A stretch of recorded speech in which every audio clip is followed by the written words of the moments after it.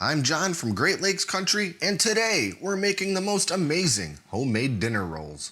First, we're gonna get 1 cup of whole milk that's been heated to about 110 degrees Fahrenheit into the bowl of our stand mixer. And to that warm milk, we're gonna add 1 tablespoon or 12 grams of white sugar and 6.75 grams of yeast. It's gonna be really important to measure all of your dry ingredients in particular by weight rather than volume, because you can get much more precise, especially with things like flour, where depending on how packed down it is, affects how much volume it consumes. But there's no getting around measuring by weight, because grams are grams, no matter how packed or loose that flour or these other ingredients are. Anyway, we're gonna give this yeast a couple minutes to start blooming in that warm milk and sugar, and once it's starting to look nice and foamy, we'll move on. About 5 minutes. And by the way, I'm using active dry yeast. You could certainly make this recipe with instant yeast, but I always use the active dry. Hence the step where I let the yeast bloom just to make sure that the yeast is good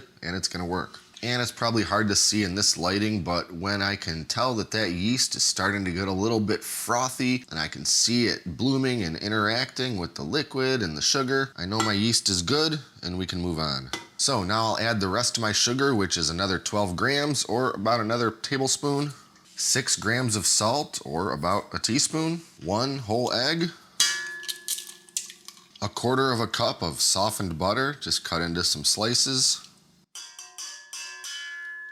2 grams of this stuff called Diastatic malt powder, which, if you've never heard of this stuff, it's kind of like one of those secret ingredients that professional bakeries use, but you can buy it in a bag that looks something like this. There's a few different brands. I'll put a link in the description below. It's just gonna help make our rolls more soft and supple and delicious. If you don't have any of this stuff and you're in a pinch, you can go without it. But if you're able to get it, I really do highly recommend it. And this recipe calls for 390 grams of bread flour. Again, if you don't have bread flour, all-purpose flour will work also, but maybe not quite as well. Anyway, I'm gonna start by adding in about half of that flour.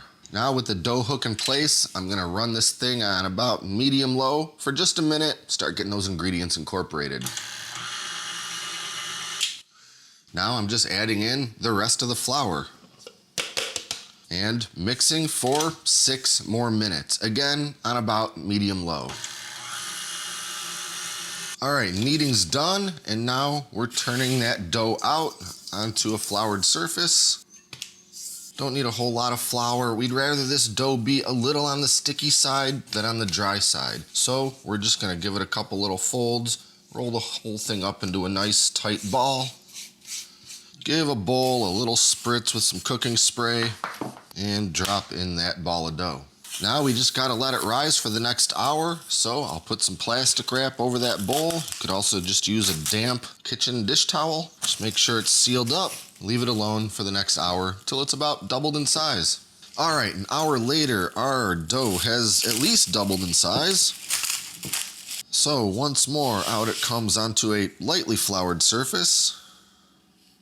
And we're just gonna punch it down, degas it a little bit, nothing too crazy. Now we need to divide this up into our individual rolls. And because I'm a stickler, I like to make sure that they're exactly equal sized. So first, I'm gonna weigh this thing to figure out the total weight of this dough ball, and it's 728 grams. And I wanna end up with 15 rolls, which gives us just about 48 grams a piece.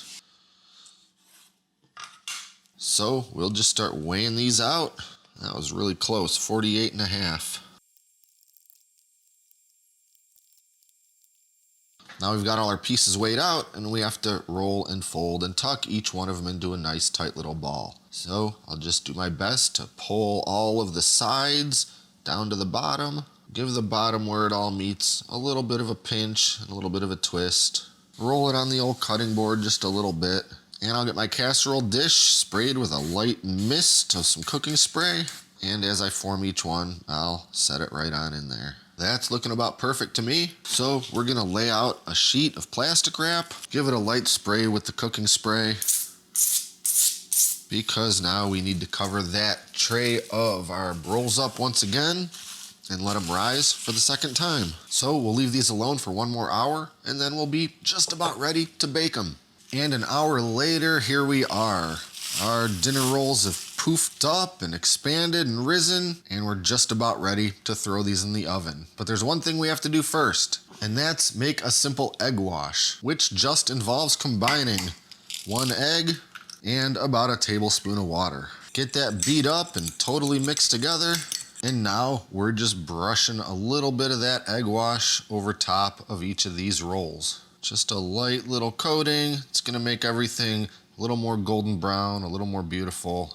Now these rolls are going into an oven that's preheated to 350 degrees for 20 to 25 minutes. And if you want to be extra sure that the insides are totally cooked through, you can of course use a little digital thermometer like this, poke it into one of those rolls, and the ideal internal temperature will be 190 degrees. And 23 minutes later, we're coming out of the oven and these dinner rolls are looking amazing and smelling even better. Now, once these things cool down just enough so I can handle them and move them over to a wire rack, I'll do that so they can cool the rest of the way. But in the meantime, right fresh out of the oven, I'm gonna give them a quick brush with a little bit of melted butter. Completely optional, but how could that not be a good and delicious idea?